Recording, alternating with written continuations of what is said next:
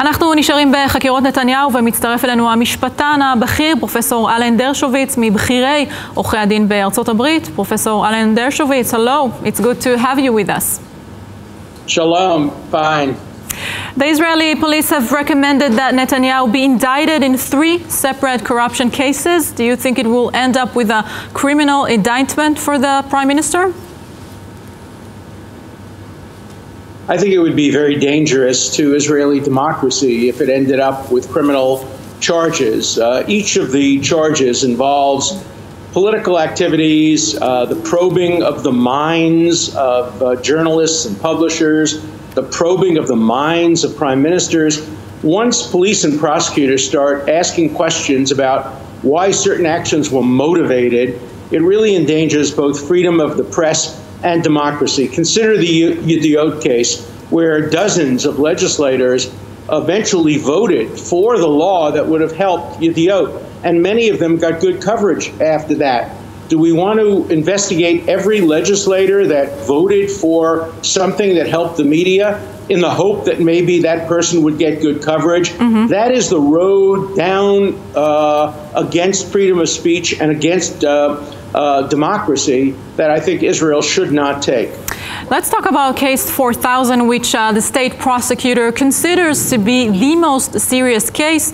Prime Minister Netanyahu is claiming that positive media or coverage to positive items, to his words, is not a bribery. What is your take on it? I think he's absolutely right about that, because every politician wants good coverage, and every politician acts so as to get good coverage.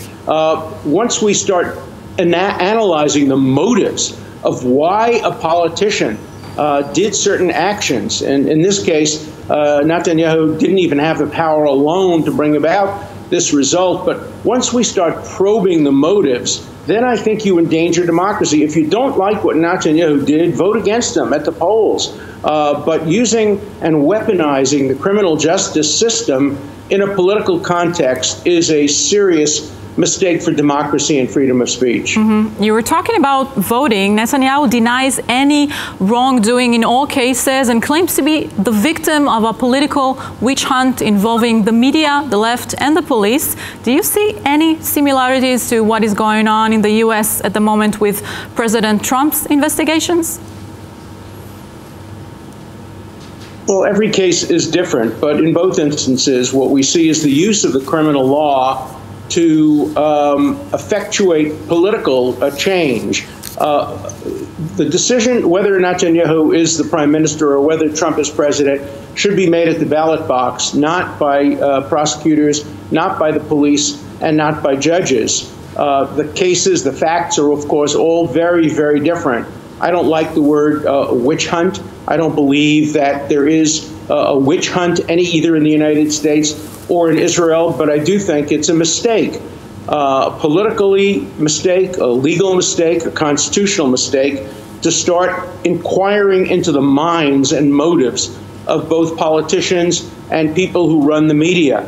There must be breathing room. There must be freedom to operate both politically and in the media for democracy to work effectively. You often go on Fox News explaining why there isn't any real legal case against Trump and it's just a matter of people wanting to take him down. Prime Minister Netanyahu claims the same on his matter. Do you think it's the matter of the left not being willing to accept the election's results? I don't ever comment on Israeli politics. I only comment on the law, where I'm an expert.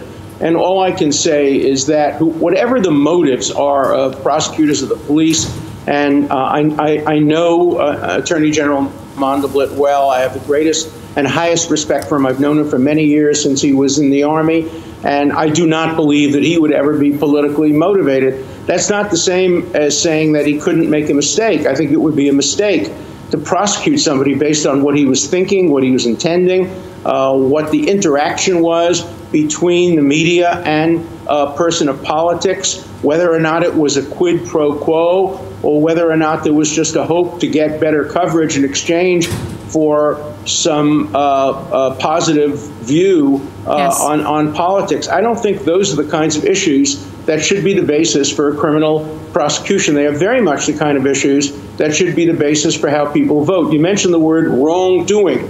Wrongdoing is not a crime. Wrongdoing can be a sin. For something to be a crime, it has to violate specific laws, and it has to be clear.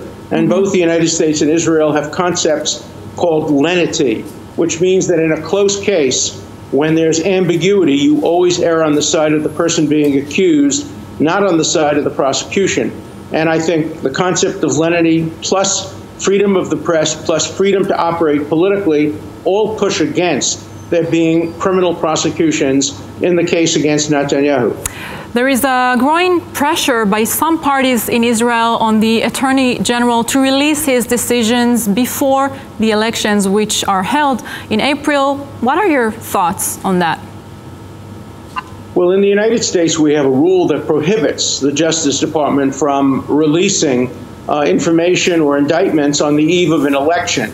In fact, the former head of the FBI, Comey, was very much criticized for making statements about Hillary Clinton, which may have cost her the election, on the eve of the election. So I think it's much better from a legal and constitutional point of view to wait until after the election rather than to do something that could influence the election.